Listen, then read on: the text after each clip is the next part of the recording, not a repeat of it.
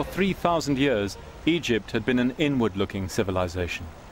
Now Alexander opened it up to a wider world.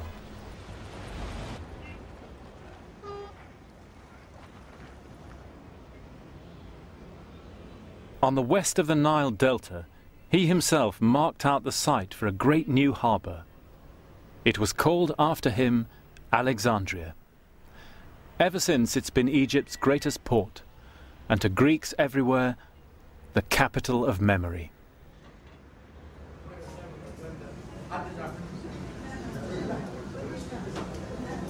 Alexandria was the greatest emporium, the marketplace of the world.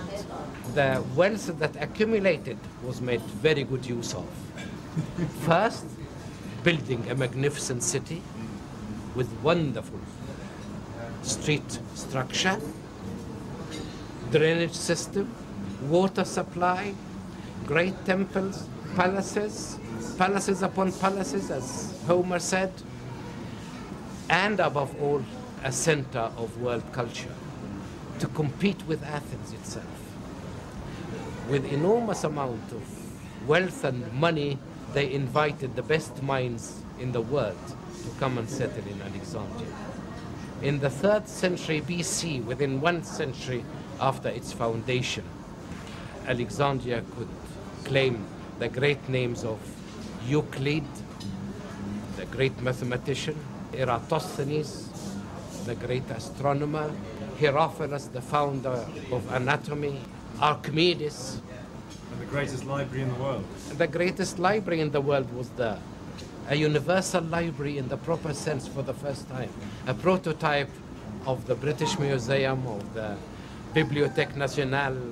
This was in the mind of Alexander the Great. And this is his great, perhaps, contribution to world history. The city is still a cosmopolitan place today. It's one of Alexander's great legacies, the first of nearly 30 Alexandrias he founded between Africa and India.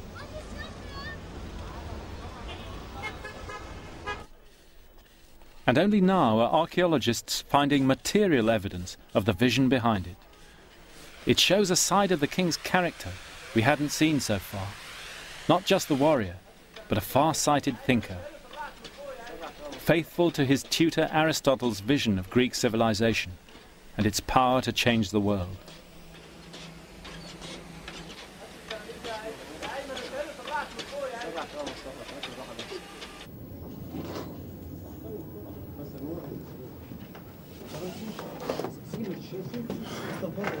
That's great, thanks.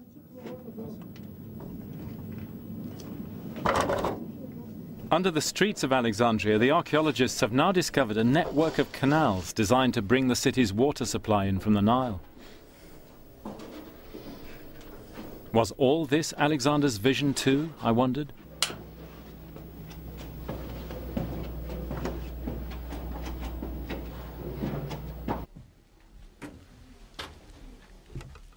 Deeper still under the city, you can find another legacy in the catacombs, in their exuberant mingling of Egyptian and Greek and Eastern cultures.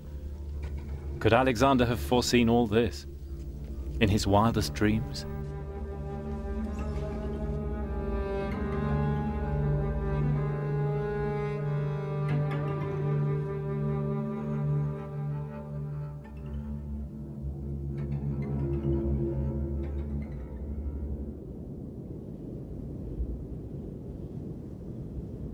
A day or two later, we woke to a cool dawn in the western desert, back on his trek, and our first major expedition.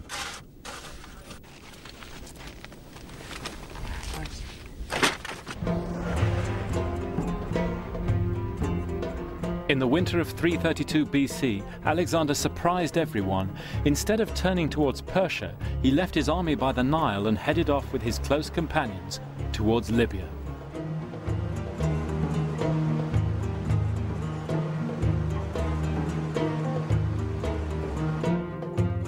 His goal was the distant oasis of Siwa and the famous oracle of Ammon. He was still seeking signs from the gods.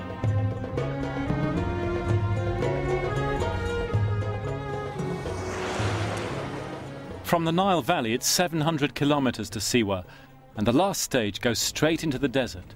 For Alexander, 8 or 9 days' journey.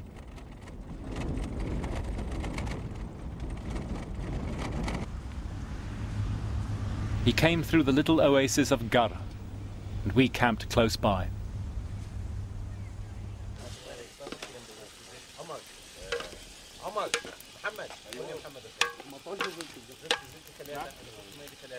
This is the way to make the good salad. This is Alexander Christus. That's why this is salad au Alexandre. Blood in everything. Sweet blood.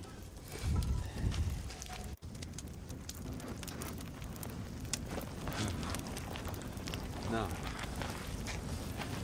you see, I think it must have been a bit like this for Alexander and the boys. See, these are young bloods. They're only men in their early 20s. They've been on a campaign for 2 or 3 years, and now they've got a few weeks off in the middle of Egypt, and they're camping out at night, lighting fires underneath the stars, drinking a bit of date wine, having a bit of fun. I think the journey to Siwa must have been an exciting experience for them.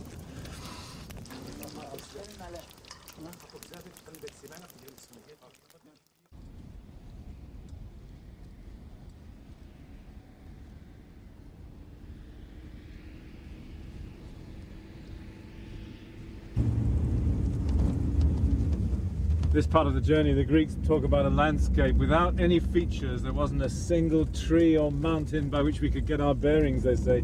Just a great ocean of sand. It was, says the historian Curtius, as if they'd entered a vast sea, and their eyes looked around in vain for a sight of land.